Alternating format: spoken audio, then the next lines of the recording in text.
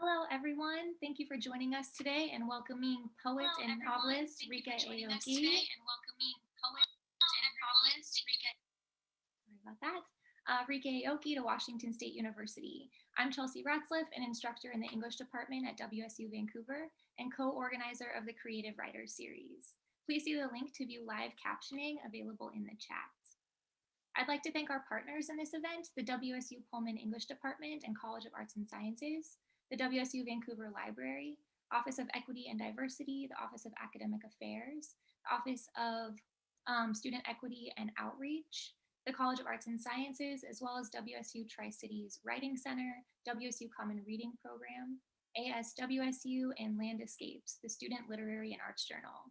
I also want to thank our tech team, Rob Baker and Brian Varner, for making this event possible, as well as the directors and organizers in this series, Pavitra Narayan, DJ Lee, Cameron McGill, and Peter Chilson. And thank you all in the audience for making the time to be with us.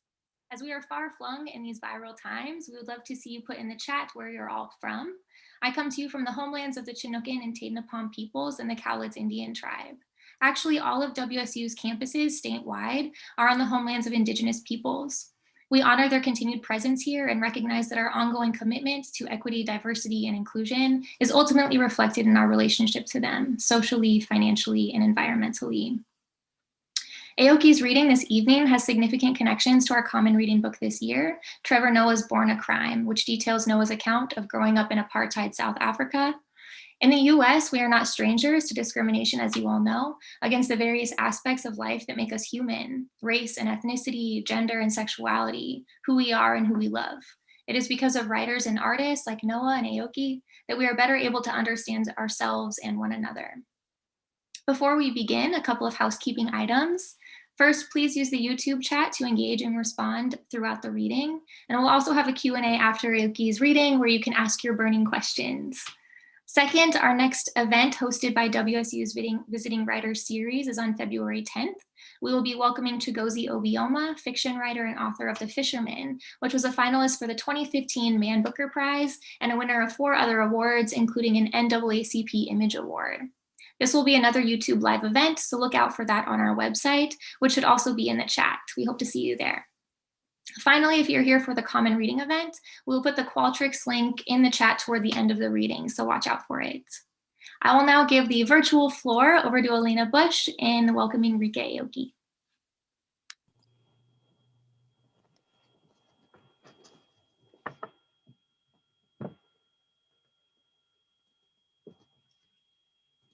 Thank you so much, Chelsea.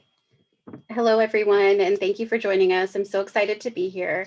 My name is Elena, and I am a student in the Creative Writers Series course at WSU Vancouver.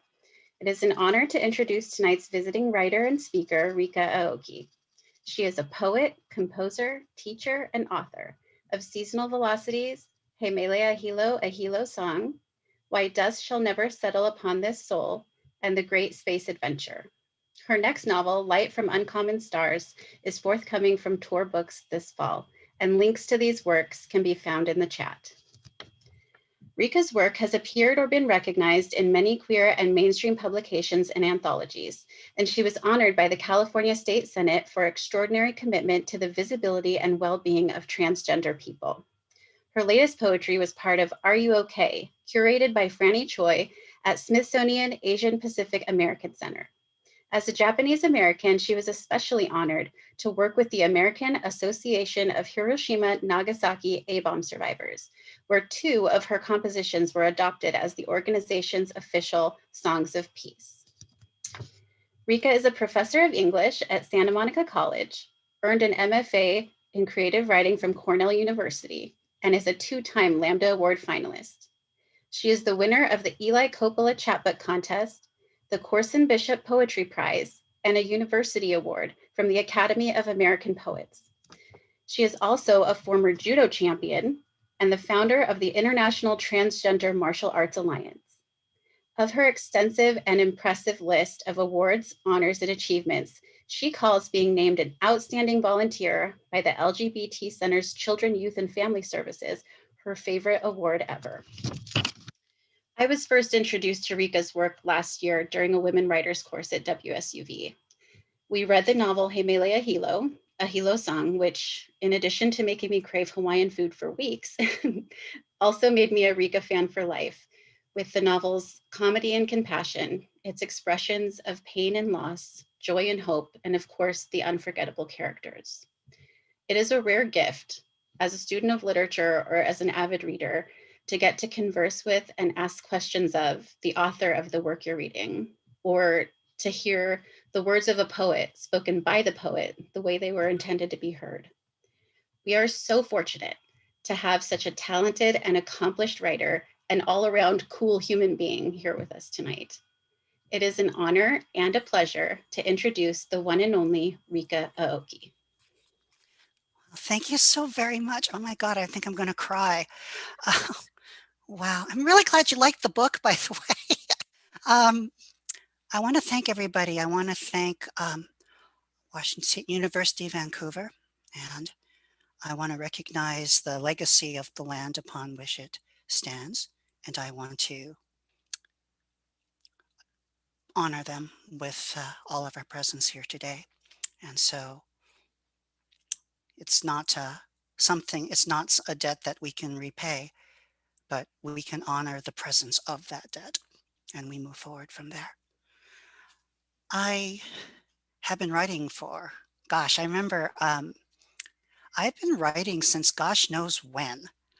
I I remember writing my first little book of poems when I was like not even in school yet, and even in college when I was at UCLA, which is a very different time than it is now. There weren't very many Asian American writers, let alone queer ones, let alone transgender ones. And I I was led gently into going into the sciences. I think some Asian students still have this happen. But, I had the undergraduate English advisor said, literally, I think there's more of a future for you in the sciences than there is for you in the arts. And and yet the work survives. And yet I kept writing. I kept writing poetry on one side. I would write my poetry from right to left in my notebooks and write my chemistry from left to right. I would write when I was having um, horrible times trying to figure out who I was. I would write when I was having a good day and had no one to share those good days with. So for me, writing has always been a way I process the world, the way I live, the way I suppose gain perspective and understand what it means to be a human being with boundaries, with needs, with ends, how I exist as an organism in this world. Perhaps the same way a bat might use sound or a dolphin might use sound, or maybe a great musician might use music. For me, my little ping to the rest of the world and that little ping back that, hey, I'm alive and um, there's this thing called Rika, there's this thing called existence, has always been something that has been validated most strongly through words, most strongly through poetry, most strongly through writing. So when one asks when did you know you were going to be a writer? I think as writers we need to kind of be honest. I think sometimes we give the answer that people want to hear, but I think more often the answer is we've always been writing, and that's okay. And that's okay. Or even if you've never had the chance to write, but you've wanted to, or when you heard somebody say a phrase that was beautiful and you just did that, when you heard the way somebody who spoke in a way that you felt was beautiful but different, the way that accent stayed in your mind and in your ear long after the encounter, you were always writing.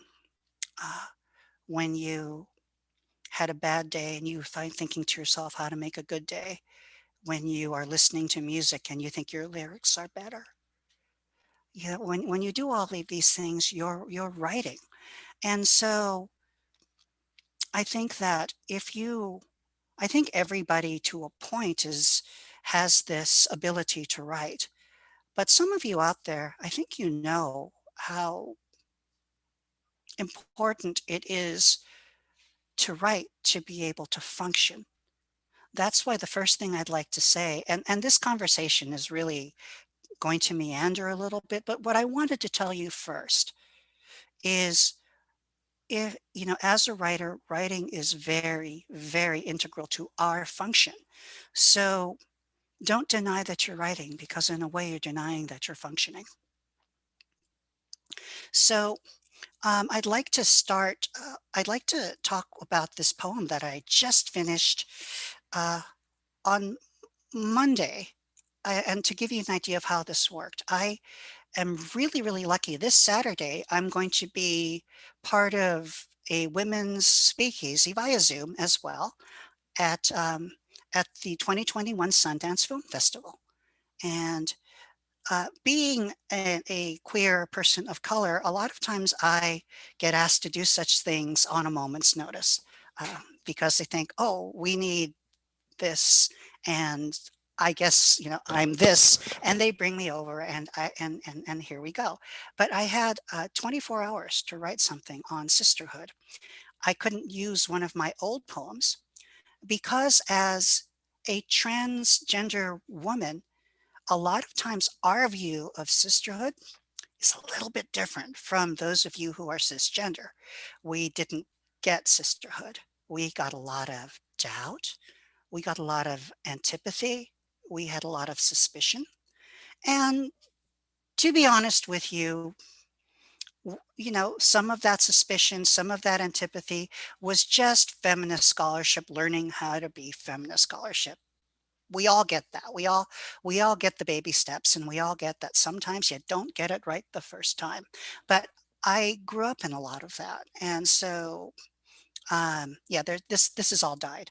Um the it is. Um and so what what can I say about sisterhood? I don't want to kill everybody's buzz by saying, I'll never read Harry Potter again because darn that J.K. Rowling for all her horrible things she said about us. And yet there's sisterhood, which is something so intimate. I was kind of thinking, whoa, whoa, whoa, really? Rika, really? You have nothing to say? Really? And then I realized something very, very important. This year I came out to my sister. Uh, I came out to my sister as being transgender. Um, we don't see each other very often, but I finally said, I've always been transgender. This is why I left home. And we had this intense, personal, very small conversation between the two of us. And yet, from that, my world completely changed. And I think that is poetry in a nutshell, isn't it? We take the small things and we realize how significant they are. And so I'd like to read this for you. And I made it more like a prose poem because I'm going to need more than a day if you're going to make me count syllables and turn it into a sestina or something. So we just kept it nice and even, and I wanted to keep it. But I think even here we can see the way I think we as writers and as poets sometimes have these moments pop out at you and you just want to say them to the rest of the world because they're so neat and they're so important. After I told her, after we ended the call, I looked at this room, literally, I looked at this room. Somehow it seemed lighter, more possible. Somehow the world seemed more possible. My coffee seemed like something I could finally talk about. I could talk about my day, for she had said she loved me, no matter what. For she apologized, because when I needed her, she had not been there. And for she had said she'd always wanted a sister too. So tonight I would cook my usual rice, poach my usual chicken thighs, maybe add some green onion and ginger. And on my table would be the electric bill, but I'd get to that. A DMV notice was saying my car still needed a smog check, but I'd get to that. We have smog check in LA, you all don't. And I would still be middle-aged, still alone, still transgender, still worried about my safety, worried if every relationship that I had escaped had actually been my last chance at love. But I had a sister. Sisterhood. How difficult, how difficult for me to mention. I mean, we talk of chosen families, of sisters of color, of trans sisters, but so often sisterhood of this sort has been translated to afterthought, survivor, victim. How every morning one may learn that another sister is missing, that another sister is dead. And yet my grandmother showed me how to make pickled mango. And one day when my sister asks how, I will show her how it was done. Or maybe we'll just order a pizza because, sisterhood. Because now as I think of sisterhood, because I can now imagine all my different sisters in my queer and trans and greater sisterhood, I can imagine that one day we might share that cheaper DoorDash alternative, chat about that awful stuff you have to drink before your first colonoscopy, about the vice president of the United States on the cover of Vogue, about whether to save for a hybrid car, about the pros and cons of Starbucks pumpkin spice lattes, about nothing, about love that even exists when one doesn't have to struggle, when one doesn't have to try.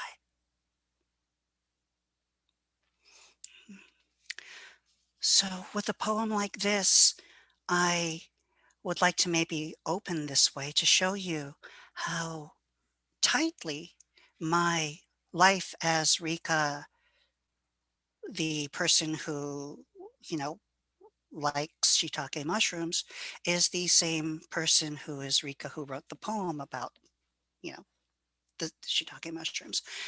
And and what that can mean in your development, I think it's a good way to go, but we don't want to fall sometimes into the trap of living our art to the point where it's destructive to us.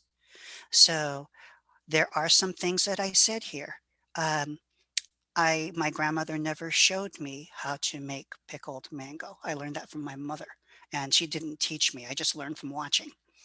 So sometimes you put these little things in kind of as boundaries to let you know that this is not you. And so if the poem doesn't get received in the proper way, or it's not quite where you want, it's not 100% personal, and it's not 100% it's you. It's 99% you. But sometimes that 1% is what keeps you sane. And so that's the difference, I think, between being a poet and being um, a client in psychotherapy. So, but if there's any other questions right now, I wouldn't mind after reading this, sort of seeing if anybody had anything they wanted to ask me just to kick off the day. So, or kick off the evening. So I'm going to turn my mic off and listen.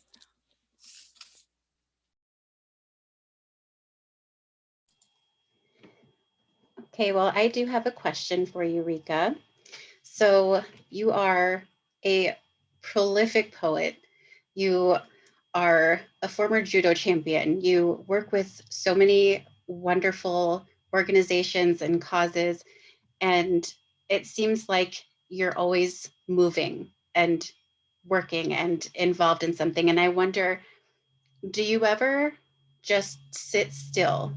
And if you do, what happens to you when you sit still?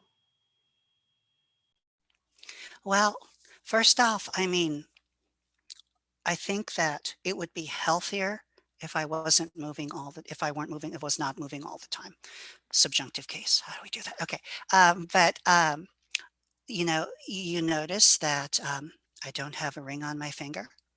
I have had to make sacrifices. Apparently, I guess if you listen to my exes, I'm a terrible partner. Um, I've hurt people. I've been hurt. Um, so I think that sometimes when I write, it's a way for me to feel safe. It's a way that I can work things out. A lot of times I think about things, and the way I think about things is not so it doesn't come so quickly in a conversation. If you see me at a party or anything like that, in grad school, you'd pretty much see me, at the table next to the tapenade and the crackers and just kind of looking really, really awkward, right? Um, so, so I think what's going on here is, one thing is writing and doing things has I'm sorry if this might not be the answer you want to hear, but it might be how I deal with grief, how I work with mourning, how maybe I have some things that, this is how I cope with a lot of loneliness. It's really rough to be a transgender woman sometimes because, I mean, you're people want to have sex with you. Nobody wants to take you home and introduce you to the family. And so it can be very, very isolating. And I shouldn't say when you're transgender. I'm saying that maybe when you're you, because I think we all have things that separate us from others. And I think maybe it's just my psychological makeup that causes me to dwell on that. But then on the other hand, because I'm a writer, I can look at that and I can see that as medium. I can see that as something that I can work with and transform into something really cool. There's a lot of, you have to, it's like, life gives you a big old palette full of popsicle sticks and you've got a glue gun and that's your poetry. And then suddenly you're making shelves and you're making like all sorts of things going on and you can put it together. Now, in terms of so that's one part. The first part of your question, when I'm doing judo, I'm writing poetry. When I am when I'm cooking, I'm doing poetry. When I'm volunteering with children and teaching them literacy, I'm literally I'm in a poem. So I've never seen the difference between writing one sort of poetry and writing another sort of poetry. It's always been extensions of the same thing. You know, um, so Allie, by the way, I see that. And so Clara Rose and Allie, we're going to go ahead and get to those right away. But I just wanted to, tell you that, I wouldn't be so worried about boundaries. Maybe because I'm trans, that everything that, fluid's kind of a thing. But that, by the way, doesn't mean don't to not learn the rules of the game. So if you're going to play with poetry, read some good poetry, learn to write, learn how to count meter, learn how to write in a couple forms. It's kind of fun. And then go back. You can do it. You're smart. You're good. And you just do that. If you want to write a short story, read some short stories and see if you like them and, go from there. You don't have to read them all, but enough that you're not reinventing the wheel. It's kind of like the first time I made a Thanksgiving turkey. I had to use a recipe. Now I can do it on my own. But had I tried to wing it the first time, my mother would be still talking about it. So that's so there, so good. I think question is okay. So I'm going to just answer Clara Rose right now. Hi, Clara Rose. How are you? Um, so the question is, are there pieces you've written that you've written solely for you? Absolutely. And you're never going to see them. Are there that you felt you needed to say, but you didn't need others to hear? Absolutely. Oh my God. So, like before this last book that I wrote, it took me about 5 years to write Light from Uncommon Stars, which is coming out. Okay. 1 year of that was to get over a breakup. And then the other year was to erase all the work that I had written over, or to sort of like filter that work and put it somewhere else in the hide place because I was processing a breakup. I was processing a um, really complicated and very intense breakup. And so I was writing for me. I was writing, I didn't need subtlety. I needed to be right. I didn't need reconciliation. Um, I needed at that moment, I needed separation. I needed safety. I needed thought that eventually, the superhero will come and deliver revenge and make me. I needed all of these things, and I wrote that, and I wrote that, and you don't need to ever read that, um, because there was so much emotional shorthand that I used. There was so much narrative shorthand that I used. I didn't do the homework. I basically could just like indicate what I wanted to write, and I had to write fast. I had to write, nothing was really, and my original, and my editor saw the one of the versions where I thought I had done a lot, and she said, "This is just, I could barely get through this. There's just so much pain in here." And so I think there's no way I can exist without writing those things. But when we write, remember, writing is always, yeah, I'm going to say always because I get to do that because, I'm your guest. Writing should always be an act of compassion, an act of empathy, an act of communication, an act of love, even if it's tough love, even if it's gentle love, even if it's trite love your grandma gives you, it's love. And that's what you have to go forward to. And when I'm writing strictly for myself, I'm too busy loving myself to love you. And and so, you know, so that's that. So part of being a professional writer is knowing what you can have and what you're going to give to your readers. And that means sometimes knowing and giving yourself credit that you have readers. That's one thing that, people are actually interested in your work. It still freaks me out that I'm being asked to come here and share with all of you. I mean, really? I mean, I'm just this person who sits in front of a computer screen and I do this and people go, yay. And it's like, okay. And that's not because I'm special. It's because writing is special. It's because we're doing a really cool thing. And so when you're working and when you're writing, always remember there's somebody who needs your work. And and they uh, they appreciate any kind of love you can give them. So that's the creative advice. So yes. So yeah, absolutely. Um, what's the best piece of creative advice? Okay, can I give you another corny piece of advice, Allie? Here's the corny piece of advice I'll give you. Always see the good in other writers.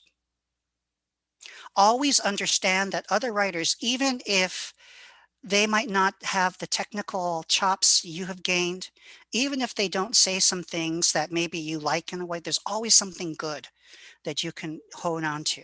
Why do you do this? It's not necessarily out of the goodness of your heart. If you start getting in the game of good versus bad writer and this versus that, or I don't know how they did that. I don't know how they got publication. That person's so much better.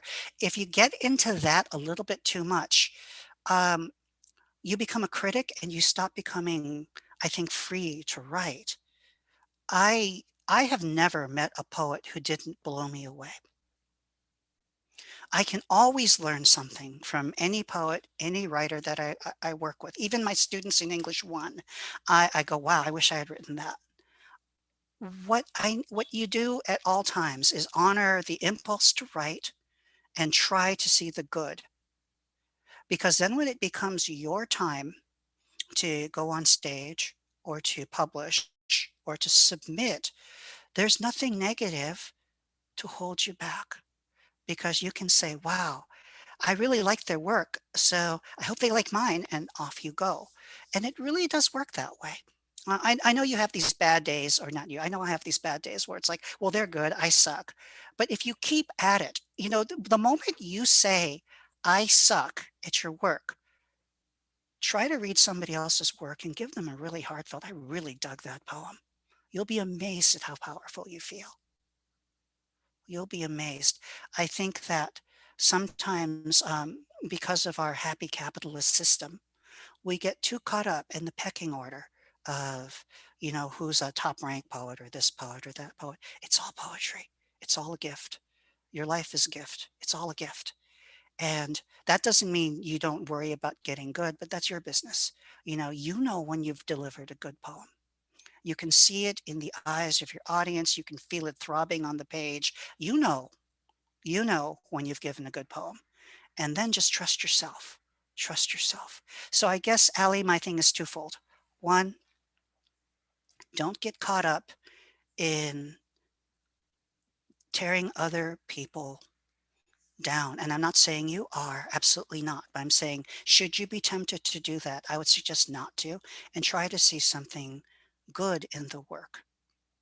I think that'll help you get through your own bad situations when the rest of your work seems really rough. You find something good to keep going. Same thing, same thing. And then the second thing is that, you know, as a writer, and these things happen, it's going to really help with your ability to submit. Because if you're being supportive, I believe that, well, first off, I think you're going to give a good energy, but I also think that it's going to be easier to be courageous because you don't see a reason to be courageous. Like right now, I don't see a reason to be courageous. I know you're all wanting a good night. I know that I'm going to give my best and we're going to just do our best together, and it's not going to always be perfect, but I I really enjoy being here, and I hope that you do too. And that's how we work. Mhm. So that's that. Mhm. Thank you so much, You're Rika. welcome. Um, so sticking with the kind of theme for advice, and on a more technical side, what advice can you give to the writer who has, say, this great idea in their head that they can't let go of? And perhaps they even have detailed characters or maybe just a general direction, but no idea where to start the novel writing process. What can you tell us about the process that you go through, and maybe just some advice for those of us who are at a loss for where to go, where to start writing a novel? So most of my novels that when I write, they actually start in two places. Originally, they've all started in longhand. So everything goes through my pen. Um, and then recently, everything's gone through my iPhone notes. So, like for example, let me see if I can dig this up.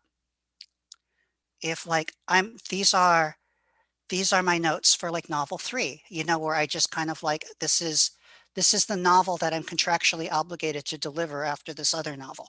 Um, and so I'll have something at night and I will put it on, write it through. I wouldn't be so concerned with plot at the beginning because plot will happen. You get interesting people in the same room, they're going to do something interesting. When I wrote Himalaya Hilo, for example, a lot of the story started off as vignettes, but it's like playing in the same key. You play with the same. So I would suggest maybe writing some interactions between characters, get them talking with each other, get them to work, have them order coffee. Who orders the decaf? Who orders the triple shot latte with the whipped cream and the orange sprinkles with a little nutmeg on the top? And you start giving your characters interactions and choices. And then you can kind of see where they go. You have to, sometimes your characters, you have these beautiful characters, but you didn't listen to them enough. And sometimes the character is something they really want to say. So get some time to know your characters. The other thing is characters I like, your characters, your novel is like a houseplant in that you have to consistently water it. Well, you don't want to outwater it too much, you'll kill it. But what I mean by that is maybe that's not the best analogy. But what I'm saying here is that you tend to your poetry and your novel writing every day. I wrote Himalaya Hilo in spurts of about half an hour to 2 hours a day. Um, Why Dust Shall Never Settle Upon the Soul of not my poetry, my Light from Uncommon Stars, the forthcoming novel, same idea. It's better for me to just do it and figure, and it's a sprint. What I mean, I know people say a novel is not a sprint, but a novel is a succession of sprints. Um, I think I said this earlier, the last time I was speaking here. I feel I can be absolutely brilliant about a half hour a day, right? And then, after that half hour, I don't know. It's all jello from there. Um, but if I can capture that half hour at the end of the week, I start looking pretty good. And so part of being a novelist is to put your novel first. That novel gets the cream, the best, the choicest part of the day. That's your novel. I mean, obviously work and things can happen, but besides your obligations, your your novel gets the choicest part of the day. You do that, everything else can happen later. I don't need to be at my best to grade papers. I need to be pretty good, but I don't need to be at my absolute best because the students can't tell one way or the other, and it's not my job to be creative with their work. They're writing the paper, not me. So I try to be disciplined. If I'm writing a novel, I wake up about a half hour to an hour earlier than usual, and I just try to do what I need to do. If I'm writing poetry, I tend to take a disco nap and wake up later because I write poetry at night. I write fiction in the morning, and um, and I do it that way. It's a process. This is particularly why I'm not that great a fan of NaNoWriMo for finishing a novel. I think unless you're Stephen King, it's very difficult to finish a novel in a month. I don't know how some of these people do it, but they go. For me, it takes a while. But I could see outlining a novel in a month. I can see getting 3 characters you really love in a month, and we could go from there. The second, and also with writing, the other thing, and this is really hurting me right now, I like to watch people. I'm a people watcher. And so in Himalaya Hilo and in Light from Uncommon Stars, these were people I watched. Can't do that now in this time of lockdown. So I'm trying to figure out other ways to develop characters. And when I do, I'll let you know. Maybe send me yeah. I'm just working on that. That's in progress at this moment. Um, I think that it's important to have your own novel writing pen that you're using. And when you pick that pen up, the only thing you do with that pen is write your novel. Because if it's for anything else, it's a different pen.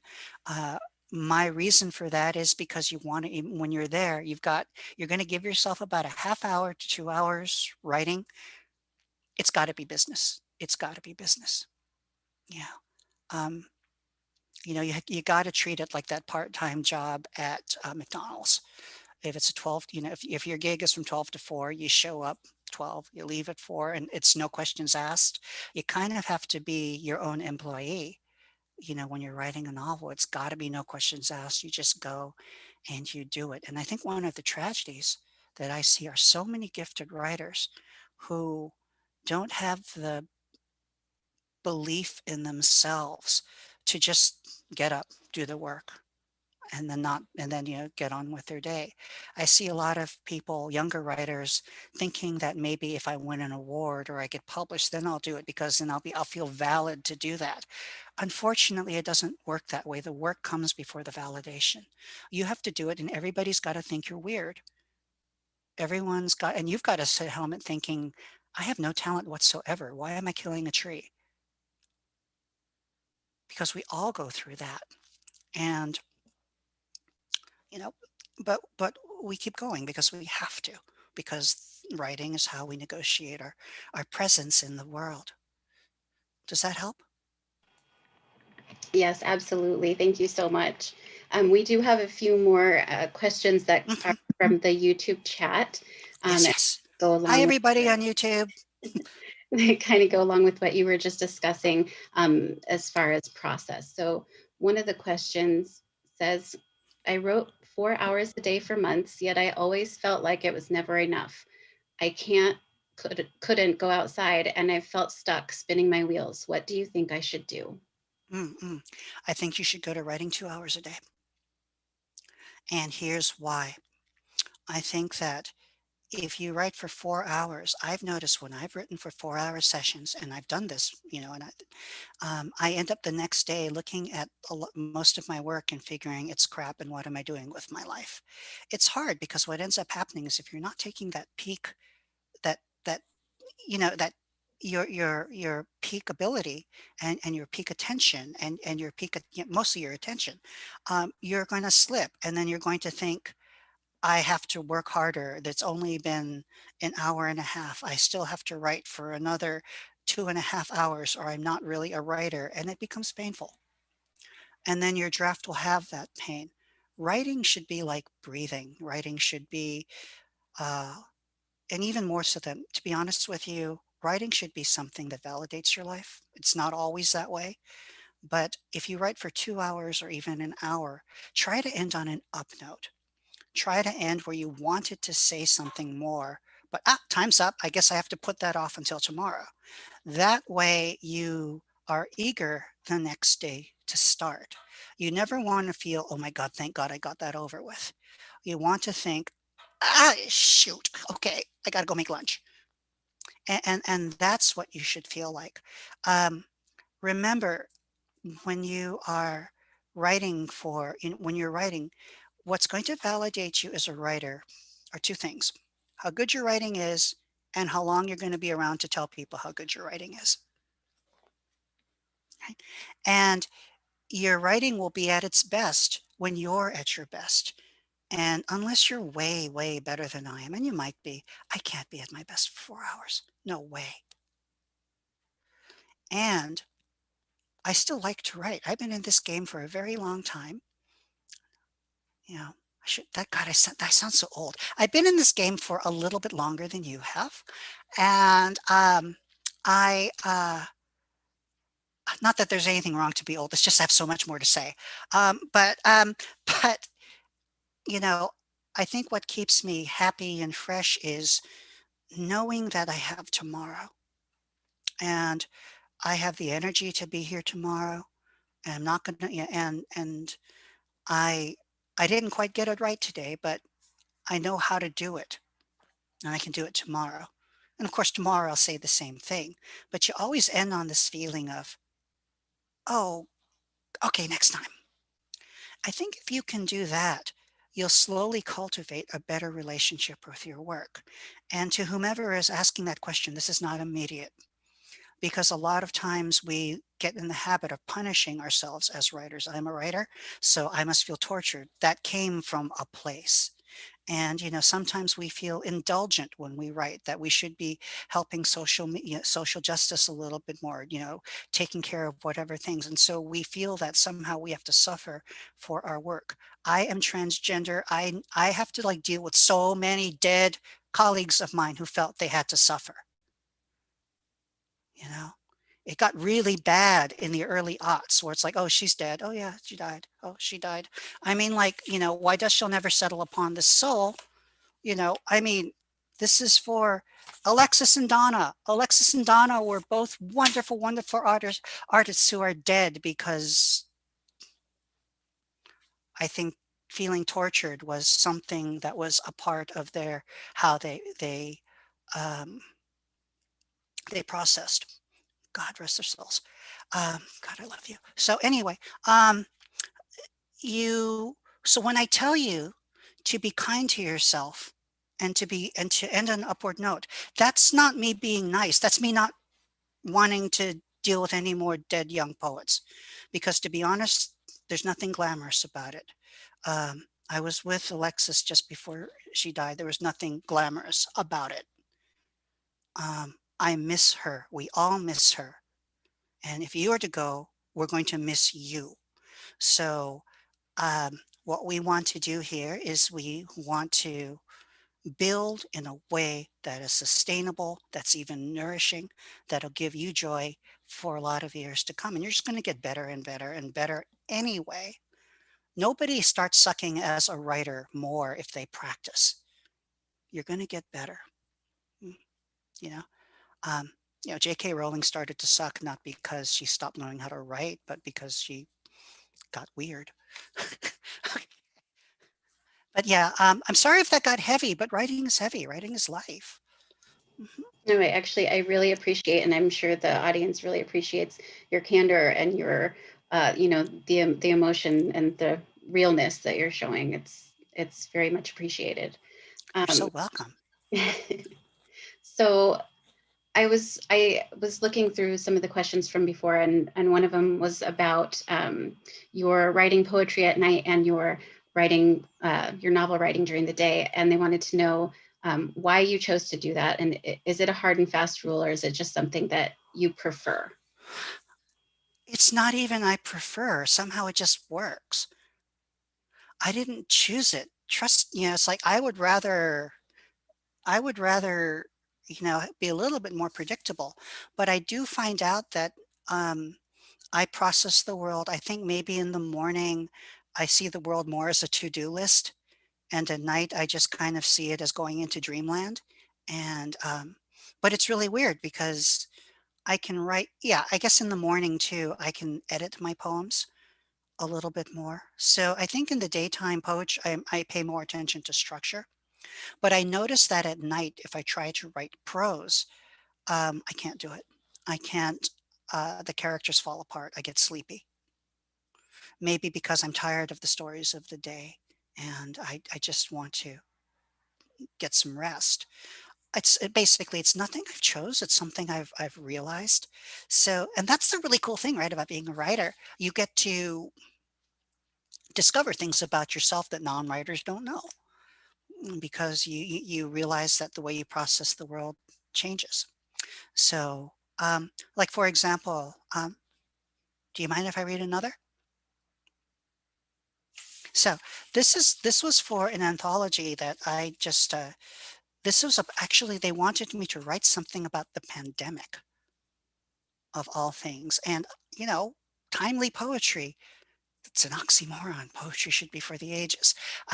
But I want to read this because I want to show you. I wrote the rough draft in longhand at night. And it's in pencil and it's all ragged. And then the next day I edited.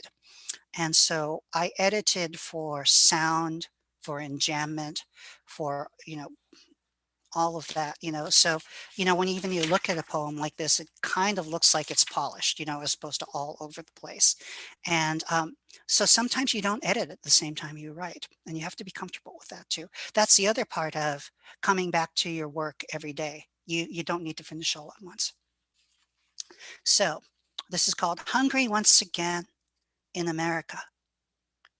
I decided to risk another human being here to bring me lettuce, milk, tuna fish.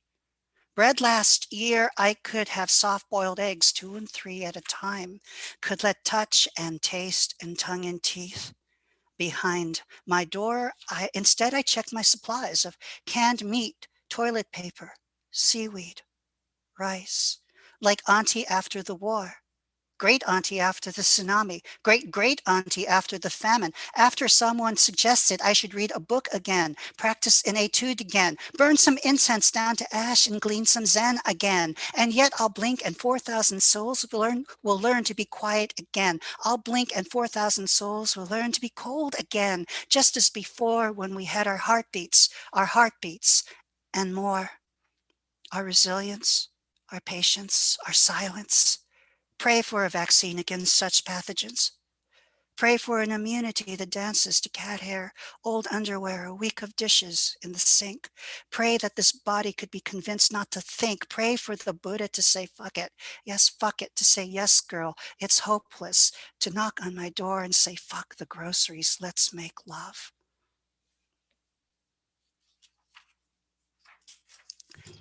Wow, thank you so much for sharing that with us. You're welcome. And And it, it was so weird because like, I when I was first asked to write these poems, I was scared because I was really terrified because I'd spent so much time working on my last novel that and I hadn't really written poetry in a while. I thought, um, is the muse going to hate me? Like, do I still got it? You know? And I found myself going back and resting. I picked up my I figured, how did I do this before? Yes, you always like notepads. You write poetry in pencil. You don't write poetry in pen. Find your pencil, find your good notepad, find that big old thick eraser that you can do this with, and go. You write really well at night, Rika, remember? So you're going to write this at night and don't worry about finishing it because tomorrow you remember you're a better editor in the morning. What I want to tell you here is the sort of the consciousness I have of my own process over the years. And sometimes just it's a bit about knowing yourself. And then I kind of wove it in. I called one of my writing students up, who I mentored at the Lambda Literary Festival when I did the poetry section, and I said, "Remember how I helped you with all your poetry? Now it's your turn. Can you please help me here?" And you know, and so we worked through it because that's how I like to work. I like to have somebody I really have respect for look through my work, and she's a darn good poet. So I did that, and there we go. I think that's the other thing too. When you're being edited, you have to remember that whole person's purpose is to make you look better, make you sound better. I think a lot of times, so many of us, we are scared of our work or we get upset or we feel, what, I didn't do it well enough? No, you didn't. We all need help. It's very, very, very rare that a work is just so on target that it's there's no need to edit it. And the weird thing about that work, even like that, is it's usually not the best work because it's work that didn't take any risks. It was too busy trying to be perfect. You want work that's messy. You want work that it's going to take, three separate crews of burly rugby players to rear into it because that's how you get the best work. You get the best work by being wrong. You get the best work by making mistakes and pulling back because that's where the edge was. And so I really respect, I really have learned over the years to honor and respect the people that help me be better. And when it's time for me to help them, right now I'm going to be my friend James. He's got a novel coming out, and I'm going to write a review. And I've helped him with the book over the past year, and um, it's not because one is better or one is worse or one is this or one is that. It's because for crying out loud, we need each other. Thank you. You're Yes. so welcome. There is another question that has to do with acceptance, and it is, Rika, how do you accept yourself in a world of unaccepting people? Oh, golly gee. Um, okay. Again, this might not be the answer you want to hear, but it's the answer that's gotten me through. Um, I think that we go back to the idea of working and working hard at what I do. I I feel that when the amount of time and dedication I put into my work helps sanctify what I do. Um, but here's the one. Okay, here's a good one. Okay. You don't think that this is going into my secret memory box to whomever's asking this question? What you just asked, the way you honor me with that question, the way you've all honored me here tonight, you don't think that's not going into my heart? It's like a massive solar cell, and tonight when it's dark, I can turn the cell on and I can charge from there.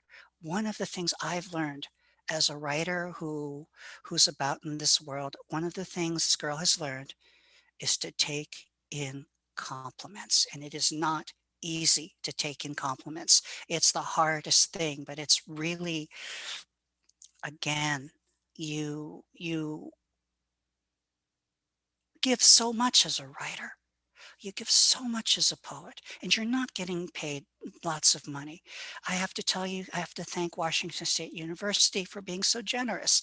It took years to get to this point, years and years to get to this point where I get this kind of forum. But you know what? Along the way, there were always people who loved my work.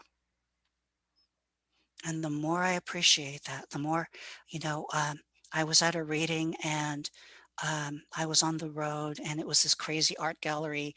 And I think it was the only people that were in there were the curator, a couple people, and, and that night I'd be sleeping on a queer sofa with cat vomit on it.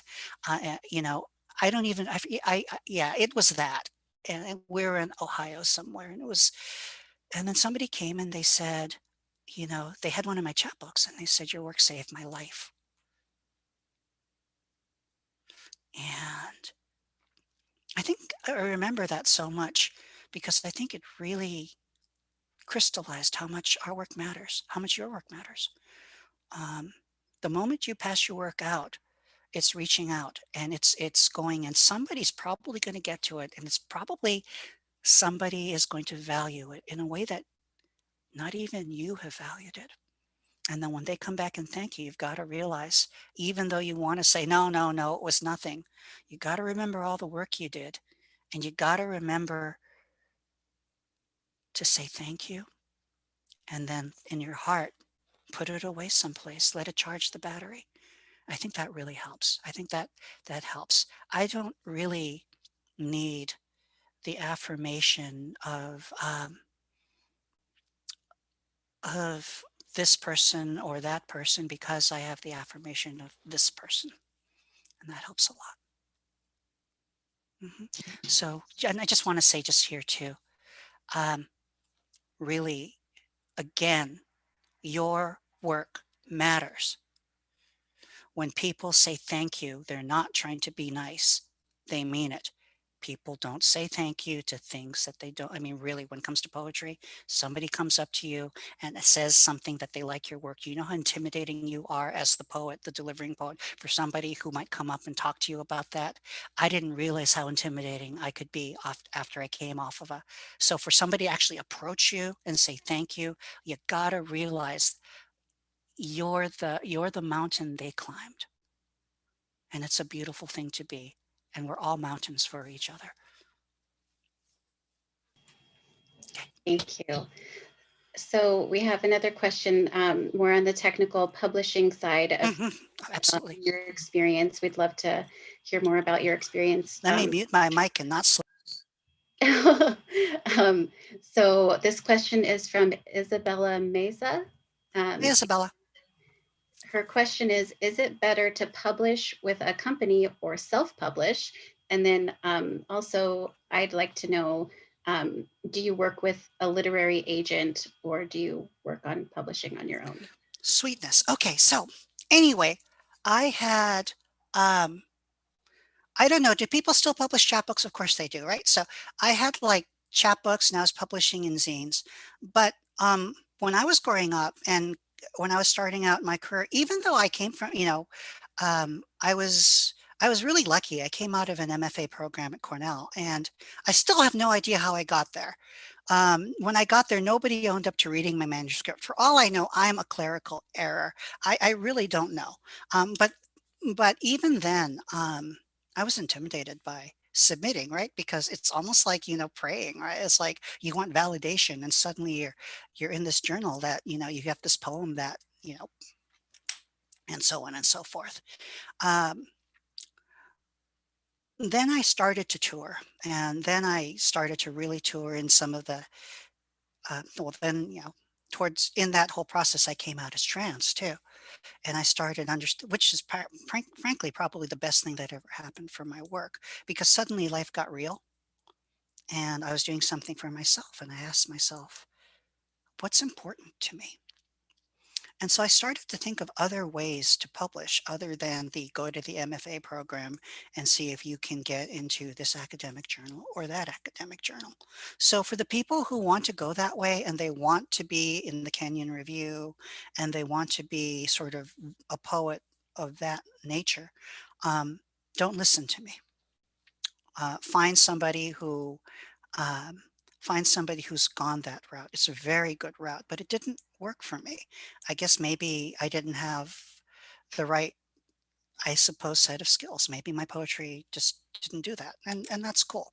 So what I ended up doing was I started writing and I started publishing in queer zines, and I found my market.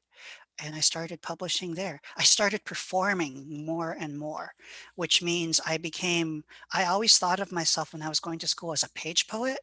And then suddenly I realized I was funny. And then I realized that I could make people cry.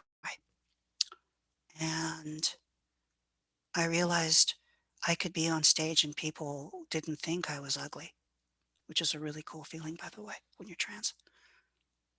And I started to develop a career not by my publications, but the people I touched. I started to measure not what journals I was published in, but what people put me in their journals. And I know that, and it was really a big shift. Suddenly it wasn't about me and my career. It was about touching people and feeling a little less alone in the universe. And then I would submit, but the reason I'm submitting is to reach more people and to talk to people and to call the editors and say hi. And, in fact, the editors are my friends anyway. And I know that sounds like cheating, but that's just how it works. And I suppose if you're a cisgender white male who goes to Exeter, the real publishing, you know, works that way as well. From there, this book happened, Seasonal Velocities, which is my friend's indie record company that I told them I have a book I want published. I don't think it's going to be publishable by any of the frou-frou presses, even some of the frou-frou feminist presses. Can you publish it? I've been touring at these places. You want to run a press? Let's do it. So we made Transgenre Press. I got published with this. This picked up a Lambda Finalist Award. Uh, from there, this book came.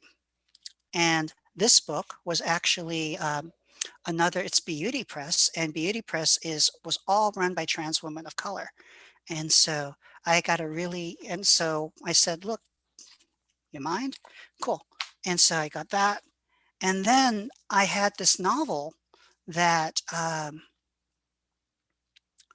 I wanted to publish that had no queer characters in it, but had a lot of POC stuff in it, no explicit queer characters. And then I went to Topside, which is a queer press, all small presses, by the way, up to now, no agent, no nothing. This book, and then they published this for it, and which was really, really cool. And so from here, though, you have to understand, I got a couple $1,000 signing on this. I've never gotten another cent of royalties off this book because the press went under. This book, Seasonal, which a lot of people sell, it's the best to go through Amazon because I've lost track with the publisher. This book, thank goodness, I have a really nice publishing deal, so I get my royalties regularly. And then this book, which is my children's book, was done for a flat fee. All of which, you don't make money off of that. However, after what this book did, what Himalaya Hilo did was get me an agent. When you get an agent, life changes. Small presses are nice. Big presses, they're big presses. So now I have an agent. I wouldn't have gotten the agent if I hadn't done all the other work. And now we are adding decimal places, to what I'm getting. My next book, I signed a 2-book deal with Tor Macmillan Press, and there were 6 figures involved with that. Low 6 figures. I'm not Michelle Obama, but still, it's pretty cool. And so we're working on that right now. I would suggest if you want to be it depends what you want out of life. If you want to make money as a writer, you got to go where the money is, and you got to find an agent. I would try to find an agent as soon as you can. Um, if that's not the most important thing to you and you like working with small presses, go for it. The problem is when you're working with an agent, sometimes you're contractually obligated not to work with small presses anymore. So I literally cannot go to a small press at this moment because I'm under contract with that. So the best ways to get an agent, word of mouth. Talk to people who have agents. I know you can go into an agent book, and look up agents and study their work, but the more connections you can make, the better, the better. The other thing to do, I see where, the other thing to do is if you're going to submit for an agent and you have any money, hire a private editor to look at your work and to make sure that work is clean as a whistle before the agent sees it. And that's got to come out of your own pocket. I've spent, so even before my last novel went to agent, I spent over $2,000 just to get the book edited. Now, that money didn't come easy. I went into my savings for that. But, you know, what you know, I'm middle-aged. I got no ring. The money's not going anywhere. I'm not paying for my kids' tuition. I might as well go ahead and try to further my writing career. So that's what's going on there. So I hope that helped. Thank you Cool. so much, Rika. Here. I was hoping that you could read, if you wouldn't mind, a letter undelivered for Hmm. students reading that in my class. Absolutely. So this came from, so a letter undelivered comes from my grandmother. My grandmother literally was born on Christmas Day. This is about as close to autobi- autobiographical as I get. Over the past, as I've written more and more, I've tried not to go autobiographical as much because I've said pretty much everything I've needed to say. This letter literally is making peace with my grandmother. And so, I don't need to say it again because I said it. And I think that's what we mean by strip mining your family. You don't need to go to the well all the time. Say what needs to be said, pray for them. We're good. So, with that being said, this is a letter undelivered. Dear Grandma, happy birthday. It's another birthday, another Christmas, but I've been feeling less Christmassy every year since you passed. It's more special as your birthday and wanting to talk to you about old times, about new times too. Remember when you and Grandpa used to write me and I was too young to read? I never understood why you do that until after your death. Now I'm writing just to feel closer to you. It doesn't matter that you can't write back. It's been difficult since you've gone. One of the last things you noticed was that I was losing weight, but losing weight was only the start of the change. And I know you wouldn't understand the difference my life has taken, but I am discovering who I am, and it's making me better.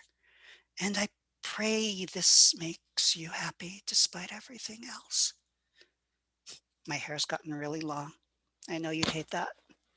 I remember how you frowned at the hippie contractor with the ponytail who fixed your kitchen. But it's more than that. You see, Grandma, I'm not a boy. I'm a girl. I'm sorry. So sorry. I know. But that's who I am. I call myself Rika now. But you can call me anything you want. It's okay. I so want it to be okay. You see, this morning I saw a cartoon about a young boy and his grandmother, and they were going to look for seashells, and I started crying because it reminded me of us. Grandma, I know it's your birthday, and I should be praying for your peace or telling you what I've done to make you proud. But all I can say is that I am trying to get better. I'm not sure what that means, but it feels true and clean. I guess in heaven, God's told you that I was beat up. Mom hit me. My father drew blood. And because of them, I'm still afraid that I'm when I'm bad, someone will hold me underwater. They pretend it never happened, and Christmas and love and family are words, all meaningless words. When Alzheimer's disease came and you started cursing your family and your past, I was thinking, just keep going, just get it all out. I want to get it out too, but not like you. I want to learn another lesson from you, to heal from the inside, not with that terrible strength with which you held yourself together when your family forced you to marry a man you had never met. I, I miss you. In Hawaii, packing up our chicken, rice balls, dried fish. I miss going to the beach and listening to the sunset. I miss talking about our family. I miss your cigarette smoke. Would you still love me as a girl? Would I still love you if you did? Can I love myself that much? I know it's not much of a birthday letter, but I cry when I think of you with your parents and me with mine. So useless, so stupid. What a weird and quiet Christmas this is. I just needed to write you, and it isn't Hawaii, but these Santa Monica waves sound almost the same. Trying not to make sense, just a life or maybe even a person. Would you still love me as a girl? Would I still love you if you did? Can I love myself that much? Oh, Grandma, how could I have possibly been so precious to you? Love me.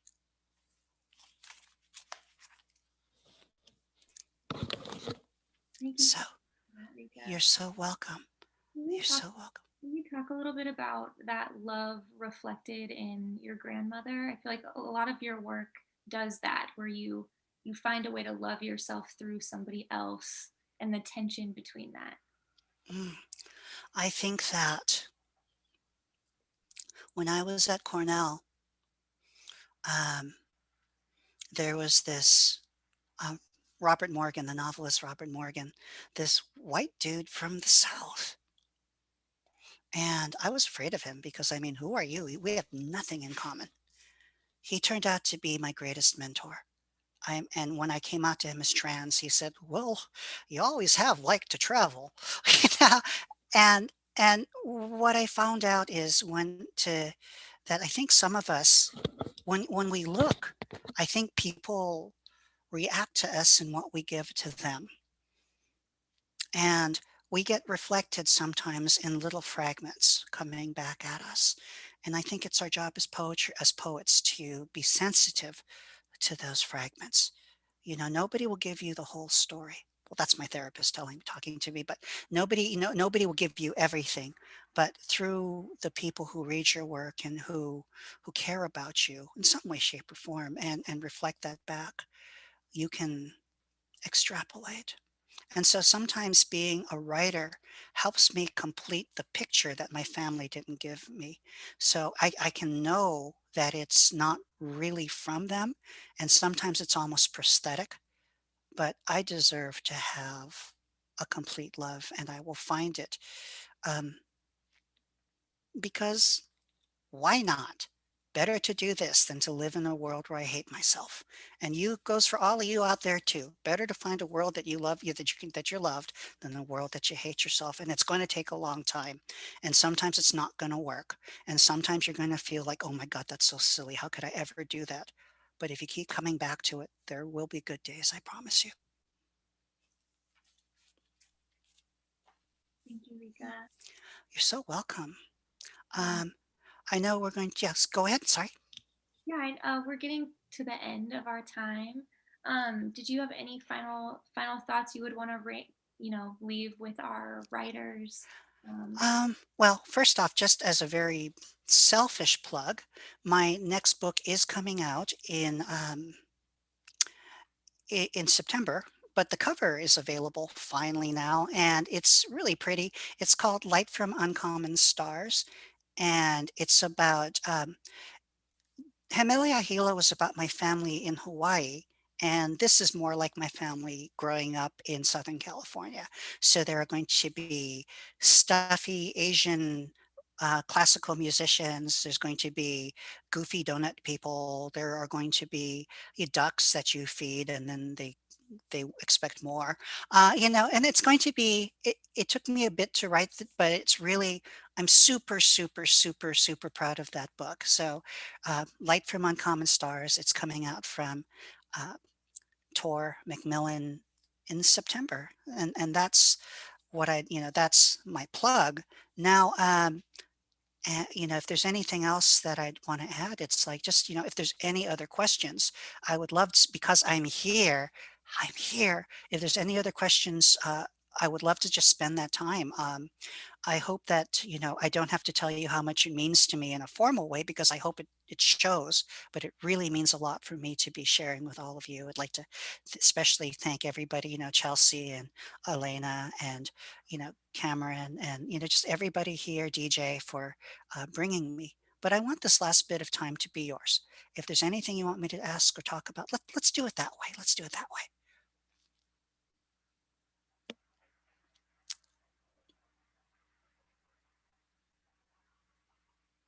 Hmm. I suppose I can ask you a question um, about the publishing process. How Yes. different is it between publishing a novel and publishing poetry? Like when you have just written this amazing, moving piece of poetry and you feel like I need this to be seen and heard, um, do you just start reaching out and trying to self-publish that, or um, do you wait and try to put it together in like an anthology? And then publishing poetry versus a novel, what is your take on the differences there? You call your friends and pull every string you can to get it published. I'm dead serious. Like, I already know people that, we have a good working relationship and it's taken a while, but if you know somebody publishes work and you know you can get it, it's always better to have somebody else publish your work than it is to self-publish. It's just less work for you. And it also looks better just as a working writer. It looks a little bit better to have that happen. You've got distribution plugged in and all of that sort of thing going on. Anthologies really work, but you don't want to be in a situation where you pay to be published. Remember, you're the one with the gift. People aren't doing you a favor by publishing you. You're doing them a favor by giving them something that's so intimate. And if you go in with that, I think you're going to be okay. And if it turns out nobody is worthwhile, nobody is worth sharing this work with that has made an offer, then you publish yourself with your head held high and you do a darn good job and everyone's going to love you. And that's that. When it comes to, and then nowadays, because now with my agent, it's a little bit different where they're taking care of things. I have, you know, there's an editor who's making sure my work is spiffy. We went through a sensitivity reader, which was really cool because, I want another sensitivity reader to look at my work because every time an author gets a sensitivity reader, that means some queer person of color is getting a job. Remember that. So if you're writing a novel and somebody offers you, somebody says, we have to bring in a sensitivity reader, you go, okay, because someone's getting work. Yeah. And, but I think that novel writing has so much more money in it than poetry. And so with novel writing, sometimes you have to be a little bit more team oriented. You have to listen to other people's edits. You have to think about it a little bit more. Whereas I think with poetry, outside of your workshop, you can kind of be, very strident about having your vision only yours. That has actually never been that big a deal to me. I always like to share with people, but some people really feel that. And if they feel that way, then they should really build up a good reputation through the small presses, gain a really good following. So when it comes time to go to a big press, they have bargaining. Does that help? Yes, very much. Thank you. You're welcome.